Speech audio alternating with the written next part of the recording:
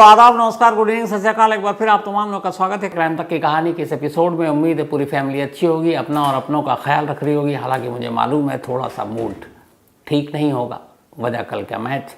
लेकिन इस मैच के बारे में मैं ज़्यादा बात नहीं करूँगा, इसलिए नहीं, अफसोस मुझे भी है बेहद। लेकिन मैं ये मानता हूँ कि कल का दिन बस एक दिन हमारे लिए बुरा था, और क्रिकेट में कोई भी एक दिन बुरा हो सकता है। वरना यही टीम थी जिसने 10 लगातार मैच जिताए, हम सबको इतनी सारी खुशियाँ दी, हम सबके चेहरे पे मुस्कान, और कल बस एक कदम दूर थे। लेकिन शुरुआत से ही शुरुआत ठीक नहीं रही। पहले तो टॉस हारे, उसके बाद जिस तरीके से हमारे विकेट गिरे, फिर बॉलिंग, बहुत सारी चीज़ें थी। लेकिन पहली बार ऐसा है कि मैं जुनूनी हद तक क्रिकेट और टीम इंडिया को फॉलो करता हूँ, फ़ैन हूँ।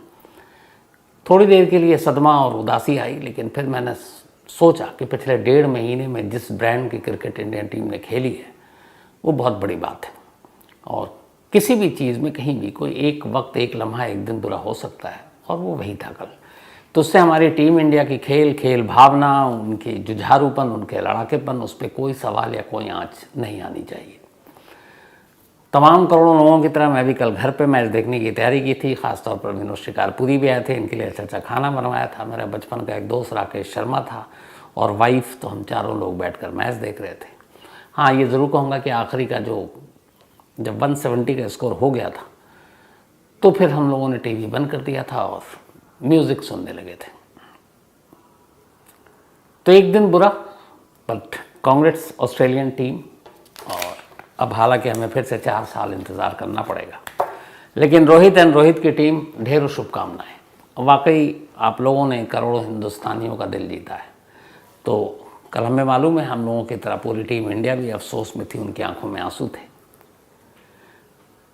लेकिन होता है, अब ये कहना कि इस वजह से आ रहे, उस वजह से, सब बेकार की चीज़ें हैं। सिर्फ इतना है कि बस एक बैड डे, एक बुरा दिन, और वर्ल्ड कप हमसे दूर हो गया। तो ये थी कल की क्रिकेट की कहानी। इससे ज़्यादा कुछ बोलूँगा नहीं, और आप लोगों से यही कहूँगा कि थोड़ा अपना मूड ठीक कर लीजिए, क्योंकि कभी कभी ये क्रिकेट में होता है, अच्छी टीमों के साथ होता है। बट मूड ख़राब हो तो अच्छा ये सोचिए कि 10 मैच लगातार हमने कैसा खेला, कैसे जीते। अब आते हैं आज की कहानी के ऊपर। ये ऐसी एक हैरत अंगेज कहानी है जिसके जब हम क्लाइमेक्स पर पहुँचेंगे तो आप भी कहेंगे कि वाकई क्या दिमाग लगाया, क्या खेल है। इस दुनिया में यूँ तो बहुत सारे देश हैं। एक देश है जिसका नाम है मोनाको। मोनाको इसलिए मशहूर है क्योंकि एक तो ये दुनिया का दूसरा सबसे छोटा देश है। जो इटली में वेटिकन सिटी है, जहाँ पोप रहते हैं, उसे कहते हैं दुनिया का सबसे छोटा देश। और उस वेटिकन सिटी के बाद अगर दुनिया का सबसे कोई छोटा देश है तो मोनाको। अब छोटा देश कितना बड़ा, तो अंदाज़ा लगा लीजिए कि लगभग 2 किलोमीटर के दायरे में बसा हुआ है ये देश। सिर्फ 2 किलोमीटर। 2 किलोमीटर के दायरे में करीब 42-43 हज़ार, 40 से 43,000 के बीच पॉपुलेशन, यानी 40,000 से 43,000 लोगों की आबादी। इससे 3 गुना तो कल अहमदाबाद के स्टेडियम में थे। तो 42-43 हज़ार की पॉपुलेशन, 2 किलोमीटर का एरिया, और उस एरिया में बसा हुआ ये मोनाको। लेकिन ये छोटा होने के बावजूद बहुत बड़ी, कमाल का बड़ा देश है। क्यों? दुनिया की जितनी नामचीन हस्तियां हैं, बड़े बड़े लोग, बड़े बड़े सेलिब्रिटी, स्टार, शाही परिवार, ये सब छुट्टियां मनाने इसी मोनाको में जाते हैं, 2 किलोमीटर के एरिया में जो फैला हुआ है। उसकी वजह क्यों? एक तो मोनाको, ये एक तरफ इसके इटली और एक तरफ फ्रांस, दोनों सरहदें लगती हैं, और बीच में ये 2 किलोमीटर का एक आज़ाद देश जहाँ राजशाही है। तो मोनाको की खासियत ये है, एक तो ये टैक्स हेवन है, जैसे स्विस बैंक के बारे में। नंबर 2, जो बड़े बड़े लोग आते हैं वहाँ, उन्होंने अपने बड़े बड़े बंगले बना रखे हैं। साल में 1-2 महीने आते हैं, छुट्टियाँ मनाते हैं और चले जाते हैं। इस मोनाको की खासियत ये है कि यहाँ एक मैन मेड बीच है, समंदर का। बेहतरीन कैसीनो है यहाँ पे, डिज़ाइनर शॉपिंग है, खूबसूरत बार्स हैं, शॉपिंग कॉम्प्लेक्स है। तो ये सारी चीज़ें छुट्टियां मनाने के लिए एक आइडियल जगह मोनाको। तो इसीलिए दुनिया के तमाम रईस यहाँ पर जाते हैं और कहते हैं ये जो मोनाको 42-43 हज़ार मैंने बताया आपको आबादी, इसमें से ज़्यादातर अरबपति हैं जो वहाँ के सिटीज़न हैं जो रहते हैं, जो उनके स्टाफ हैं, बाकी लोग हैं, वो भी लखपति से कम नहीं है। तो मतलब अमीरों का देश ये खुद ही है जहाँ सारे अरबपति रहते हैं। तो इसी मोनाको की कहानी है। कहानी 31 साल पुरानी है। 1990 आते आते मोनाको में, चूँकि एक मोनाको देश के तौर पर लोगों की नज़रों में था, बड़े बड़े लोग आते थे, तो वहाँ के एडमिनिस्ट्रेशन प्रशासन ने यह तय किया कि क्यों ना जो बहुत सारे लोग यहाँ छुट्टियाँ मनाने आते हैं, बंगला लेकर रहते हैं, एक एक महीना 2-2 महीना चले जाते हैं, तो एक तो इनके लिए टैक्स हेवन ही है। साथ ही जब वो आएँ तो अपने पैसे, जेवर, ये सब रखने के लिए कोई एक ऐसा मजबूत और बेहद सेफ बैंक होना चाहिए।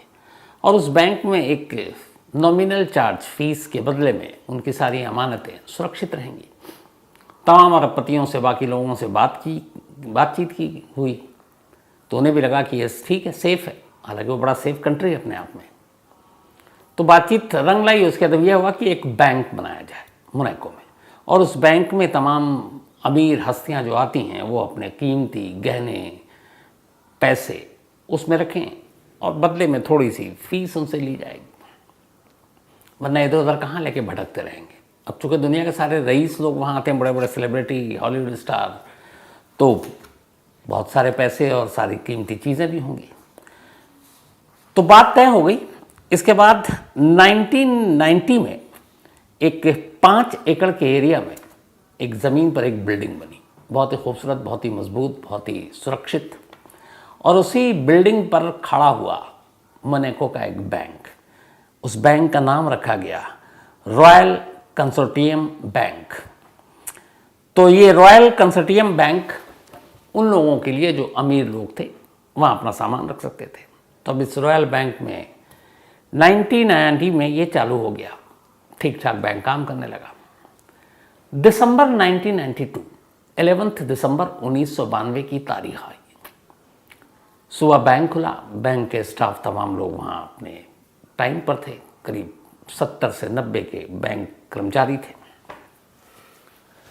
अचानक बैंक के सारे दरवाजे बंद हो गए और बाहर एक मैसेज दिया गया कि बैंक को बैंक लुटेरों ने अपने कब्जे में ले लिया है। वहाँ जितने भी स्टाफ थे उन सबको बंदूक की नोक पर अपने कब्जे में ले रखा है, और उन बैंक स्टाफ के अलावा उसमें एक कस्टमर भी था, और वो कस्टमर भी अरबपति, क्योंकि उस बैंक में वही लोग जाते थे। अब ये बात जब बाहर मैसेज पहुंचा और उन्होंने, उनके पास वॉकी टॉकी ये सारी चीज़ें थी, उन्होंने अंदर से धमकी देनी शुरू की, लाउड स्पीकर और वो सारे जो बैंक का सिस्टम था उसके ज़रिए, कि ये बैंक हमारे अब कब्ज़े में है, और अगर पुलिस ने अंदर आने की कोशिश की या कुछ किया तो ये जो 70 से 80 के करीब जो भी बंधक हैं इन सबको मार डालेंगे। अब मोनाको के लिए बड़ी अजीब चीज़ थी, सीधा साधा देश, कभी ऐसी कोई इंसिडेंट या वारदात नहीं हुई। अब हायर अथॉरिटी तक बात गई, पुलिस की सारी टीम, उनकी जो सुरक्षा एजेंसियां, सारे लोग बैंक के चारों तरफ बैंक को घेर कर खड़े हो गए।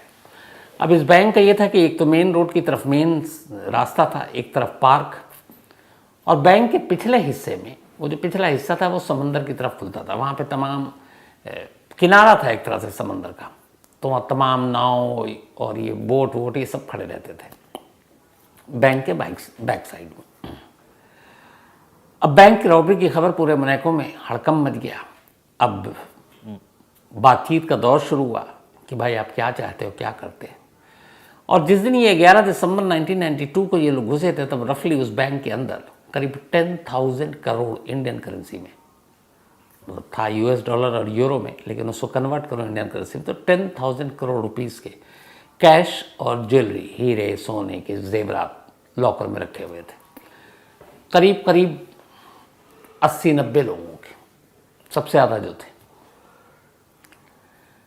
अब बातचीत का दौर शुरू हुआ, क्या चाहते हो, क्या करते हो। तो 1-2 लोगों ने बात की, भैया अपना डिमांड बताओ। उन्होंने कहा कि नहीं, एक तो पहले आप लोग, पहले डिमांड ये कि कोई बैंक के आसपास नहीं आएगा, वरना हम एक एक कर बंधकों को मार देंगे। इस दौरान में बैंक के अंदर से वो जो सिस्टम था लाउड स्पीकर वाला, उसके अंदर से आवाज़ें आ रही, लोगों के चीखने की, धमकी देने की कि बैठ जाओ, गोली मार देंगे, शूट कर देंगे। तो बाहर जब इसे ये आवाज़ आए तो और भी डर जाएं। अब सारे बंधकों को एक हॉल के अंदर बंद कर दिया गया। थोड़ा वक्त बीता, अब बाहर से जो नेगोशिएट कर रहे थे, एक नेगोशिएटर मोरक्को की पुलिस के, मोनाको के, उन्होंने कहा आप अपनी डिमांड बताओ, इन लोगों को छोड़ दो। तो उसने कहा नहीं, हम किसी एक शख्स से बात करेंगे और वो नेगोशिएटर कौन होगा ये हम डिसाइड करेंगे। उन्होंने कहा ठीक है, आप बताओ, हमारे सीनियर आ जाएंगे, कमिश्नर आ जाएगा, जो भी है। तब उन्होंने कहा नहीं, आप एक काम करो, मिस्टर जॉनसन नाम के एक नेगोशिएटर हैं, आप उनको यहाँ बुलाओ। अब पुलिस को लगा कि ये क्या नई बला है।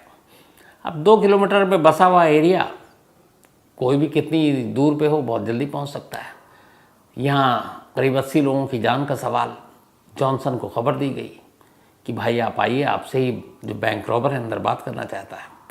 अब जॉनसन की कहानी है कि जॉनसन जो है वो रहने वाले जर्मन के, लेकिन शिपिंग का बिजनेस और मोनाको में उनकी अपनी हवेली, बंगला, अरबपति आदमी, और उनका भी इस बैंक में अकाउंट। लेकिन उनकी खासियत ये थी कि वो बहुत अच्छे नेगोशिएटर थे, ये बिजनेस से उन्होंने सीखा था।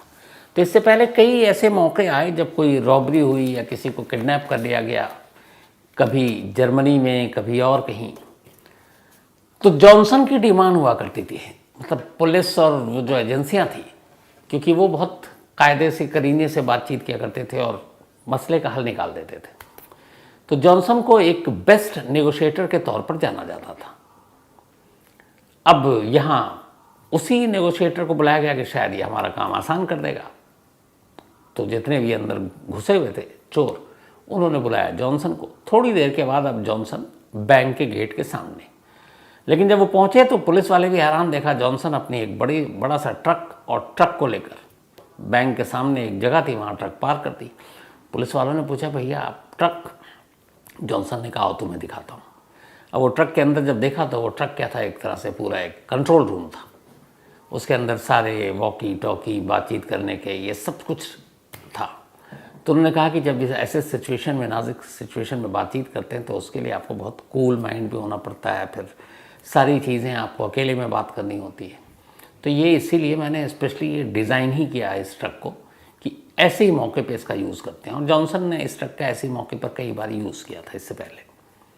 खैर पुलिस कहती है अब आप बातचीत कीजिए। जो सामने वालों ने टाइम दिया वो वक्त आया, वॉकी टॉकी से मैसेज आया कि भाई जॉनसन आ गए, आप बात कीजिए। अब पहला आदेश आया कि जॉनसन से हम अकेले में बात करेंगे, कोई और बीच में डिस्टर्ब ना करे। थोड़ी देर के बाद फिर कहा गया कि ठीक है इंतज़ाम करते हैं। मोनाको की पुलिस ने किया, अब जॉनसन बात कर रहे हैं। तो उन्होंने अंदर से पहला जो मैसेज दिया वो ये कि आप पहले तमाम पुलिस वालों को कह दीजिए यहाँ से हट जाए, और इसके बाद हम अपनी डिमांड बताएंगे। जॉनसन चूँकि महारती इंसान थे इस मामले में, उन्होंने कहा देखो तुम्हारा यहाँ से निकल कर जाना मुश्किल है, तुम पहले तो बैंक के अंदर जो भी स्टाफ है उनको छोड़ दो, और जो एक कस्टमर है उसको भी छोड़ दो, और उसके बाद हम बातचीत कर सकते हैं। वो माने नहीं तो फिर बोला कि मुझे क्यों बुलाया, मुझे बुलाने का कोई मतलब नहीं है। जॉनसन ने कहा फिर तुम्हें जिससे बात करनी है तो मुझसे बात करो। जॉनसन बाहर निकलते हैं, उसके बाद पुलिस वाले से कहते हैं कि ये सिरफिरे लोग हैं, शायद काम के नहीं है मेरे, तो अब आप ही लोग निगोशिएट कीजिए। अब पुलिस वाले इधर परेशान, क्या करें, उनको तजुर्बा नहीं।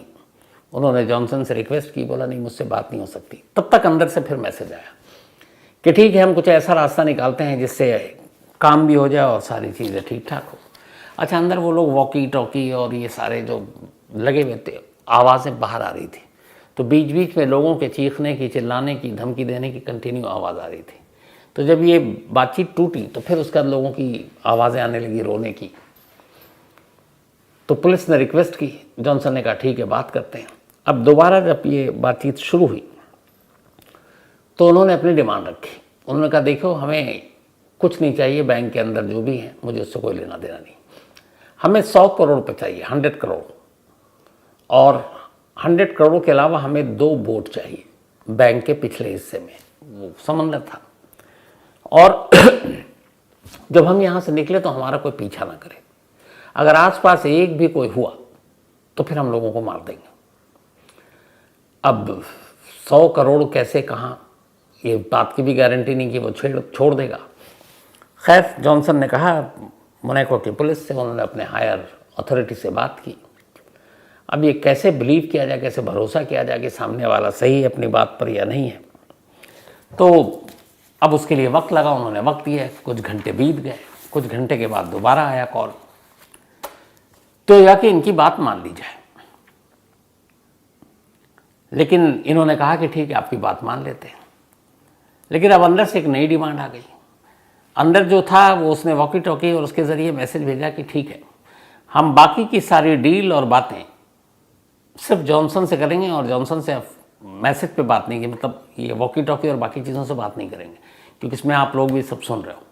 आप जॉनसन को बैंक के अंदर भेजो, गारंटी इस बात की है कि उसे कुछ नहीं होगा। अब सारे लोग घबरा गए, भाई जॉनसन को भेजा जाए, इससे कुछ हो गया तो जिम्मेदारी कौन, अरबपति बिजनेसमैन है। खैर जॉनसन ने कहा कि मुझे ऐसे हालात से निपटने का तरीका आता है, वो तैयार हो गया। अब इसके बाद जॉनसन बैंक के अंदर गया। थोड़ी देर हो गई, जॉनसन बाहर नहीं आया। पुलिस वालों को लगा कि ये क्या कहीं कुछ हो तो नहीं गया। अब पुलिस वाले अभी उसी देहड़बुन में थे, करीब 1-1.5 घंटा बीत गया, जॉनसन बाहर नहीं आया, कोई खबर नहीं आई। पुलिस वाले को लगा कि इस सिचुएशन में क्या करें। तभी इत्तेफाक से उन्होंने राहत की सांस ली, देखा दरवाज़ा खुला और जॉनसन बाहर। अब जॉनसन बाहर आ गया। जॉनसन ने बताया कि 100 करोड़ रुपए उन्हें देने हैं और उसने ये एक शर्त रखी है कि वो ये सारी चीज़ें दिन में हो रही हैं कि 100 करोड़ जैसे ही आएगा 2 बोट चाहिए, लेकिन वो इस बैंक को खाली करेंगे रात के 9 बजे, ताकि अंधेरा हो जाए और वो आराम से निकलने को उनका चेहरा भी ना देख पाए। अब ये डिमांड बड़ी अजीब। मेरे को पुलिस को लगा कि अगर उन्होंने बैंक के आसपास से तो अपने स्टाफ जो फोर्सेस थी हटा लिए, लेकिन छुपे हुए वो लोग दूर दूर इधर उधर नज़र रखे हुए थे, ताकि मौका मिले तो कोई ऑपरेशन कर दें। लेकिन अब रात की डिमांड की, रात को निकलेंगे, अब रात के अंधेरे में उनको कैसे पकड़ा जाए, मुश्किल था ऑपरेशन। लेकिन मजबूरी थी, 70-80 लोगों की जान खतरे में थी। तो बाहर आए तो पहले तो पुलिस ने कहा नहीं, आपको जो भी पैसे लेने हैं अभी ले लो, जॉनसन के थ्रू बताया, लेकिन आप अभी निकल लो। उन्होंने मना किया, इधर से आनाकानी होने लगी। तब तक एक गोली चलने की आवाज़ आई, फिर हंगामा मचा, अंदर से लोगों के रोने पीटने की आवाज़ें आने लगी। पुलिस घबराई कि कहीं ऐसा ना हो कि मार दे। और ये भी था कि बहुत सारे अंदर जो लूटने के लिए गए थे उनकी तादाद 10-12 थी, जो बैंक रॉबर थे। पुलिस को लगा कि इस वक्त वो कुछ कर नहीं सकते, उनकी मांग माननी पड़ेगी। सरकार तक बात गई, सरकार ने कहा ठीक है, जो उनको मांग रहे हैं अब दे दो, किसी की जान खतरे में नहीं जानी चाहिए, क्योंकि ये बैंक की साख का सवाल है। 100 करोड़ का इंतज़ाम किया गया और ये कहा गया कि रात 9 बजे पैसे अंदर आएंगे और ये पैसे लेकर आएगा जॉनसन, और चाहे तो जॉनसन अपने साथ किसी मोनाको की पुलिस के किसी भी अफसर को साथ लेकर आ सकता है। घड़ी में 9 बजा, 100 करोड़ रुपए लेकर जॉनसन अंदर की तरफ। जॉनसन ने कहा भी कोई पुलिस अफसर मेरे साथ चलना चाहे। अब वो सब शरीफ देश के लोग, ये प्रोफेशनल, वो घबराए। उन्होंने कहा आप ही जाके बात कर लीजिए। जॉनसन अकेला अंदर गया पैसे लेकर, और उसके बाद अब पुलिस वाले इंतज़ार करने लगे कि एक एक करके बाहर बंधक वापस आएंगे। 10 बज गए, 11 बज गए, 12 बज गया, 1 बज गया, कोई अंदर से खबर नहीं, और पुलिस वालों के पास इंतज़ार करने के अलावा कुछ नहीं। सुबह 6 बजे अचानक पुलिस वालों के पास मैसेज आता वॉकी टॉकी से। एक शख्स बड़ी दबी आवाज़ में पुलिस वालों से बात कर रहा हूँ, कहता है मेरा नाम माइकल है, मैं इसी बैंक का मुलाजिम हूँ और छुप के बात कर रहा हूँ। तो फिर उन्होंने कहा अच्छा आप बताओ। तो उसने कहा साहब जितने भी हमारे जो बैंक के कर्मचारी हैं वो सब एक हॉल में बंद हैं, और चूँकि मोबाइल वोबाइल है नहीं, लैंडलाइन का एक ज़रिया था, लैंडलाइन भी काट दिया उन्होंने, तो इसलिए मैं उन्हीं के एक वॉकी टॉकी मिल गया, मैं उससे बात कर रहा हूँ। तो उसने कहा कि अभी कहाँ पे हैं सारे रॉबर? तो उसने कहा बैंक में तो कोई रॉबर ही नहीं है। उन्होंने कहा क्या बकवास कर रहे हो? उन्होंने कहा जी सारे एक हॉल के अंदर बंद हैं, हॉल का दरवाज़ा बाहर से बंद है और कोई रॉबर नहीं है, मतलब कोई यहाँ पे। तो बोले रोने पीटने की आवाज़। उन्होंने कहा वो पता नहीं, जब शुरू में आए थे तो कोहराम मच गया। उन्होंने कहा कि जो भी हंगामा करेगा हम उसे गोली मार देंगे। बंदूकें दिखाए, कुछ लोग थे, तो चीख पुकार मच गई। उसके बाद बस इतना ही। उसके बाद उन्होंने कहा ये पिछले कई घंटों में बीच बीच में लोग चीख रहे हैं, रो रहे हैं। बोला नहीं सर ऐसा तो कुछ है नहीं, यहाँ तो अंदर सन्नाटा है। अब पुलिस वालों को माथा ठनका कि ये मामला क्या है।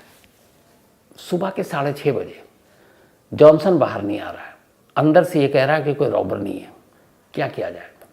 अब पुलिस की टीम कहती है कि नहीं, अंदर दाखिल होते हैं पूरे ऑटोमेटिक वेपन के साथ। फ्रंट गेट से मोनाको की पुलिस, उनकी जो एजेंसियां हैं, उनके लोग एक्सपर्ट बैंक के अंदर दाखिल होते हैं। अंदर दाखिल होते हैं तो देखते हैं कि सारा बैंक खाली है, कोई स्टाफ नहीं है। एक बड़ा सा हॉल था, उस हॉल का दरवाज़ा खोलते हैं तो देखते हैं कि अंदर सारे मुलाजिम हैं। अब वो चारों तरफ ढूंढ रहे हैं कि रॉबर कहाँ है, सारे जॉनसन कहाँ है। अब बैंक के बेसमेंट में सारे लॉकर थे। अब वो बेसमेंट में पहुँचे तो देखते हैं कि बेसमेंट में एक बहुत बड़ा गड्ढा है। उस गड्ढे से पुलिस की एक टीम उतरी तो देखा कि ये पीछे समंदर के तट पर इस गड्ढे का मुंह है, मतलब वो गादा एक सुरंग बनाया गया था। जो लॉकर थे सारे खाली हैं, मतलब करीब 10,000 करोड़ रुपए सब गायब। अब पुलिस वहां खड़े होकर अपना सर पीट रही और ये सोच रही है कि ये जो पिछले करीब 20-22 घंटे से इस बैंक के अंदर चल रहा था, वो सपना है, क्या हकीकत है। सारी चीज़ें अब रिकॉल कर रहे हैं। जॉनसन तो आया नहीं। अब वो उसके ट्रक में गए, ट्रक में देखा कुछ नहीं है, कहा कि भैया एक ट्रक को हटाओ। जब ट्रक को हटाएगा तो देखा जहाँ पे ट्रक पार्क है उसके ठीक नीचे एक टनल है। पुलिस ने कहा ये क्या इशू है। अब इसके बाद सारी जब तलाशी सर्चिंग शुरू हुई, गड्ढे से लेकर समंदर के तट तक जब पूछताछ हुई, फिर चीज़ें देखी गई। तो उस वक्त टेक्नोलॉजी और मोबाइल भी बहुत कम ही थे, कैमरे वैमरे का उतना था ही नहीं। और ये देश इतना शरीफ था कि मजबूत दीवार और लोहे के गेट और इन्हीं सब चीज़ों पे इसने अपनी पूरी इस बैंक की बुनियाद रखी हुई थी। तो पता चला कि इस तट के पास पिछली रात एक पनडुब्बी देखी गई थी, एक छोटा सा सबमरीन, और ये लगातार इसके आसपास थी। अब जब इस पनडुब्बी की बात आई तो फिर पुलिस को पूरी कहानी समझ में आई। इसके बाद जब सारी कड़ियां जोड़ी गई तो जो पूरी कहानी आई वो कुछ यूं थी। इस बैंक में नेगोशिएटर जॉनसन का भी अकाउंट था। जॉनसन एक अरबपति था, जर्मनी का रहने वाला था। उसने इस बैंक को देखा, उसे लगा कि यहाँ पे उसके जैसे तमाम अरबपतियों के पैसे हैं। लालच बुरी चीज़ होती है। उसने कहा आराम से 10,000 करोड़ तो कहीं नहीं गए होंगे, उसकी मिल्कियत में और इजाफा होगा। उसके बाद उसने इस बैंक को लूटने का प्लान बनाया। अपने कुछ लड़कों को साथ रखा, बैंक के अंदर गया और कुछ नहीं, बड़े शरीफ लोग थे, सबको एक हॉल में बंद कर दिया गन दिखाकर। इसके बाद अब उन्होंने टेप रखा हुआ था, उस टेप को वॉकी टॉकी और उसके थ्रू जो बाहर लाउड स्पीकर था वो बीच बीच में चला देते कि लोग रो रहे हैं, पीट रहे हैं, बख्श देने की गुहार लगा रहे हैं। बीच में एक गोली की आवाज़ सुनाई दी और फिर प्लान के तहत उन्होंने कहा कि इस पूरे बातचीत का जो नेगोशिएशन करेगा, जो बातचीत करेगा पुलिस सरकार की तरफ से, वो खुद जॉनसन होगा। यानी जिस शख्स ने इस बैंक रॉबरी की साजिश रची वही शख्स बैंक के अंदर बैठे रॉबर से नेगोशिएशन कर रहा है। मास्टर वही था, मास्टरमाइंड वही था। उसने उस बैंक के अंदर से ही तमाम वक्त लिया, सारे लॉकर तोड़े और उसके बाद जो सबमरीन थी पनडुब्बी, इधर पुलिस को उलझा कर रखा, 2 बोट मंगवा कर रखा कि उस बोट से जाएंगे। पुलिस की नजर निगाहें उस बोट पर हैं कि रॉबर बैंक से निकलेंगे, इस बोट पे जाएंगे, लेकिन उन्होंने पता नहीं कि एक गड्ढा, एक टनल जो पहले से है वो समंदर के दूसरी तरफ तट के ऊपर खुलेगा और वहाँ पे एक सबमरीन है। वो उसी रास्ते उस तट तक पहुँचे, उस सबमरीन में बैठे, सारा माल लेकर वहाँ से रफू चक्कर हो गए। पुलिस बेवकूफ़ बन चुकी थी, सारे लोग बिल्कुल सेफ थे, उनको बाहर निकाला गया। अब अगले दिन तक अखबारों में खबर आई, लेकिन फिर ये हुआ कि क्या किया जाए इस बैंक रॉबरी का। तो तय हुआ कि मोनाको चूँकि एक बड़ा सेफ जगह है, टैक्स हेवन है, लोग काले धन यहाँ आके रखते भी हैं, अगर ये बात पता चल गई दुनिया को तो दुनिया के अमीर लोग, रईस लोग जो यहाँ बेफिक्र होकर आते हैं छुट्टियाँ मनाने, उन पे बड़ा असर पड़ेगा इकोनॉमी का, इकोनॉमी गिर जाएगी। तो फिर ये तय हुआ कि एक झूठी कहानी सुनाई जाए, वो ये कि इस बैंक रॉबरी को सॉल्व कर लिया गया है, थोड़े बहुत पैसे लूटे गए थे वो सब रिटर्न हो गया।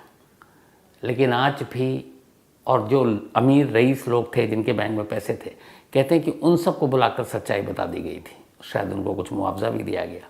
और उन्होंने भी ये बात अपने तक रखी। क्यों? क्योंकि उनके भी जो पैसे वो सारी चीज़ें थी वो एक तरह से ब्लैक मनी था। तो जब ब्लैक मनी है तो फिर पुलिस के पास वो कहाँ जाएंगे, किसको बताएंगे कि ये मेरा धन है। और उनकी शर्त ये थी कि आप एक बार बैंक में जो भी पैसे रखेंगे आपको, आपके अलावा दुनिया में किसी को नहीं बताया जाएगा, जो स्विस बैंक का रूल है। तो इस तरीके से इस पूरी कहानी को अंजाम दिया गया और एक जो निगोशिएट कर रहा था, द निगोशिएटर, वही था मास्टरमाइंड। 10,000 करोड़ रुपए की इस बैंक चोरी का 31 साल हो गए हैं, कहते हैं आज भी इसकी सच्चाई नहीं मालूम। तो ये थी आज की कहानी। कहानी ख़त्म करूँ वही उससे अपने पहला सिलसिला। आज दानिश, इनका बर्थडे है, तो हैप्पी बर्थडे दानिश। और ये आनी अली ने भेजा है, मुंबई से हैं। And thank you so much आनी जी आपके इस मेल के लिए। अशोक, बल्कि आशीष शर्मा, इनका भी आज बर्थडे है, तो हैप्पी बर्थडे आशीष। और ये रजनी शर्मा जी के पति इस्माइल का भी आज बर्थडे है, तो हैप्पी बर्थडे इस्माइल। और ये रिजवान शेख ने भेजा है। साथ ही अरुण कुमार, इनका भी बर्थडे है, ये नेपाल से हैं और अबू धाबी में रह रहे हैं इस वक्त, तो हैप्पी बर्थडे अरुण। इसके अलावा धर्मेंद्र सहानी, इनका भी जन्मदिन है, तो हैप्पी बर्थडे धर्मेंद्र जी। और ये भेजा है कानिश, बल्कि कनिष्का ने भेजा और साथ ही ईशा ने भेजा। साथ ही प्रीति एंड पवन सिंह की मैरिज एनिवर्सरी है, तो आप दोनों को बहुत बहुत बधाई। और ये भेजा है इनकी लाडली बिटिया पूर्वांशी सिंह ने। साथ ही आलिया एंड अली फरहान, इन दोनों की भी आज एनिवर्सरी है, तो आलिया और अली आप दोनों को भी बहुत बहुत बधाई। दोनों ऑस्ट्रेलिया में रहते हैं। Khadija Virani and Eva London में है। And thank you so much Eva, आपने ये जो मेल लिखा है। एंड आपकी मम्मी को भी थैंक यू सो मच दिल से इस प्यार के लिए। सुषमा सिंह मुंबई से हैं ये। अभी मैं जब ये कहानी रिकॉर्ड करने आया था उससे पहले हमारे दफ्तर में ये कुलीग मिली लिफ्ट में, और उन्होंने मुझे कहा कि एक बहुत पाबंदी से कहानी सुनती हैं, आपकी फ़ैन हैं। उन्होंने कहा हमारी भाभी हैं सुषमा सिंह जी, ये मुंबई में रहती हैं। तो thank you so much Sushma ji, क्योंकि मैंने वादा किया था कि आज मैं कहानी में आपका फिर जिक्र भी करूँगा। तो थैंक यू आपके इस प्यार के लिए, आप हमेशा अच्छी रहें। रवि कुमार, इन्होंने कहानी की फरमाइश की है। इसके अलावा प्रेम सिंह, इसके अलावा प्रेम सिंह समेत बहुत सारे लोगों ने वर्ल्ड कप क्रिकेट के बारे में जो मैं शुरू में कह चुका, तो इसलिए अब उसको रहने दीजिए। यशपाल बिश्नोई, इन्होंने कहानी की फरमाइश की है। तो आज कहानी में इतना ही, लेकिन चलते चलते एक बार फिर आपसे कहूँगा, जैसे मैंने उस दिन कहा था कि दुआएं कीजिएगा, प्रार्थनाएं कीजिएगा जीत के लिए, पर अब एक चीज़ कहूँगा, हार जीत सिक्के के दो पहलू हैं। 10 मैच हमने बहुत अच्छा खेला, तो हम में से किसी को भी टीम इंडिया से शिकायत नहीं होनी चाहिए। ठीक है, हम वर्ल्ड कप नहीं जीते, लेकिन अच्छा खेले और 10 मैच शान से खेले, बस एक मैच बुरा खेले, होता है ज़िंदगी में। तो आज कहानी में इतना ही। अब आपसे मुलाकात होगी कल रात 9 बजे किसी नई कहानी के साथ। तब तक अपना ख्याल रखिएगा। Thank you very much.